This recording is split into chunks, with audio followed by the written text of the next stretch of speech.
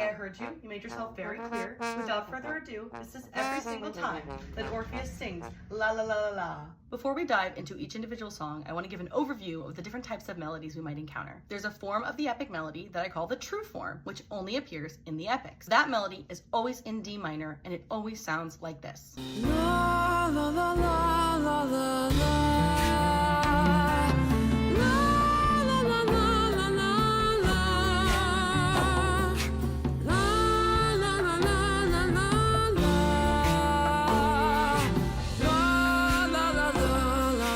The most important part of that melody is the second line. La, la, la, la, la. That last note turns this D minor context into a D major chord. The second form of this melody that might appear, I call the unfinished form. It's the exact same except for that second line. La, la, la, la, la, la. La, la, la, la, la, la. It does not start on this high. La. It starts on la, which is a fourth down. And of course, there is no major moment.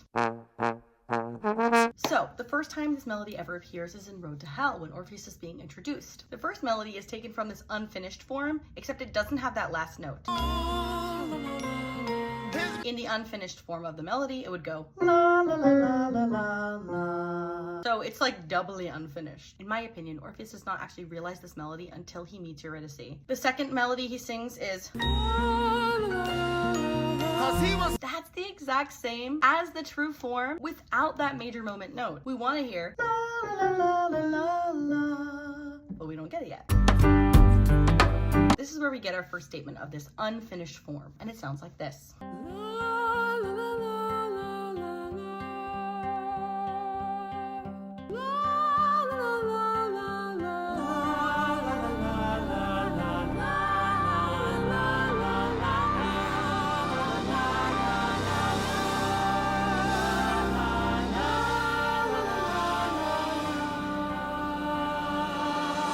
Because of the key that we're in, he still hits a high D, which is the highest note in the true form of the melody, but it sounds different in a G minor context. And then of course, as Orpheus starts to sing, this chorus kind of joins in this repeated melody. And what most of the chorus is singing is la la la la la.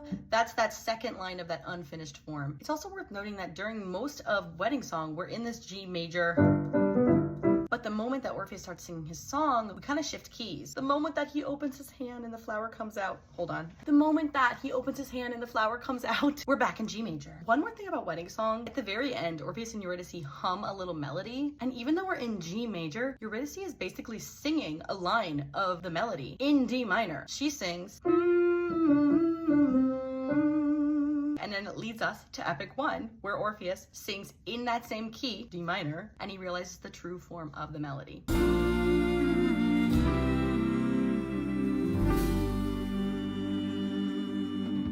Where'd you get that melody? Following Wedding Song is of course Epic 1. This is the first statement of its true form. We're in D minor. I've made a video about this, but I believe that Orpheus has written this song about Hades and Persephone. Separately, he's had come to him this melody, but it is Hermes that makes him put two and two together and realize that the melody and the song he's written about Hades and Persephone are related. And that is why he's able to unlock this true major moment and sing the first true form of the melody. We all of course know what that sounds like. The next time the melody appears is in Epic 2. There is not a difference in the actual melody that appears. Once again, we're in D minor and it's the true form of the melody. The only thing I'll say is that the orchestration has become more intense. As Orpheus changes the lyrics to the verse and starts to uncover more about Hades and Persephone's relationship, the orchestration becomes more intense, his singing becomes more intense, and we transition into Chant. There's so much to talk about when you talk about Chant. So Chant is in 4/4, and Chant starts in C sharp minor. Hades and Persephone are singing, think of it as my desire for you.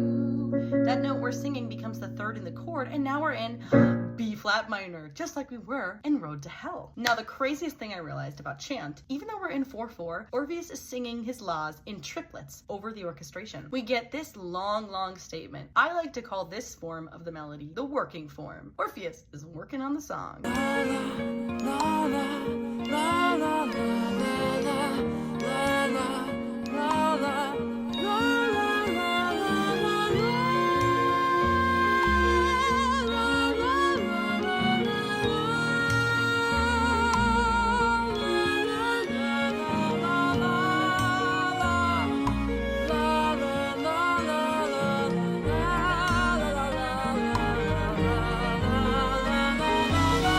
clear that Orpheus is in this flow state working on this melody. So yeah, most of those notes are in triplets, which is reminiscent of these epics that are in compound meter, 6/4. And then Orpheus sings his way through a key change. La la la la la la la la la la la la la. That's crazy. And then immediately Orpheus goes into singing the true form, but in a minor key. He goes all the way up to that high note like he does in the true form. La la la la la la. Not la. No, if you wanna keep your head high. Orpheus sings that statement of the true form, but in minor, 2.5 times in the rest of Chant. One of them he sings right after he sings, "The gods have forgotten the song of their love." And it's like he's referring to them, forgetting that the melody has this major moment. They've forgotten the song. They think that the song is entirely in this minor key, and it's not. That one note is so important. It's also worth noting that we're in C sharp minor. How close is that to D minor? 1/2 step away. Instead of what we really eventually hear is la la la la la la la. Every time Orpheus sings something that's not la la la, we go back to this B flat minor context, and then he switches us to C sharp minor when Hades comes in again. Think of it as my desire for you. They can't find a tune, right? How does he bring us back? With this insane moment. The gods have forgotten the song of their love. And then of course Orpheus immediately sings the melody in minor. The next time the melody appears is in Wait For Me. Wait For Me is in E minor, not D minor. And in Wait For Me, he's singing that unfinished form of the melody where the second line has been changed.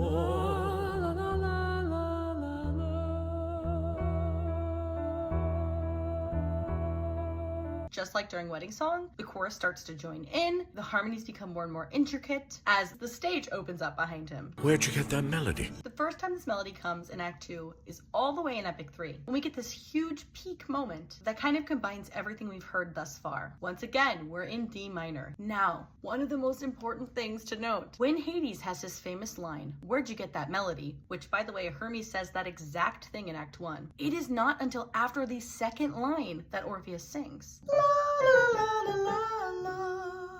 And Hades says, "Where'd you get that melody?" Because this moment is the pivotal moment of the melody. That encaptures the heart and soul of the melody, this chord. Not only is that when Hades recognizes the melody, the second line is when the chorus starts to join in, including Hermes. Then we get this extended a cappella section. That is the exact same statement as what he sings in Chant, but in a major context.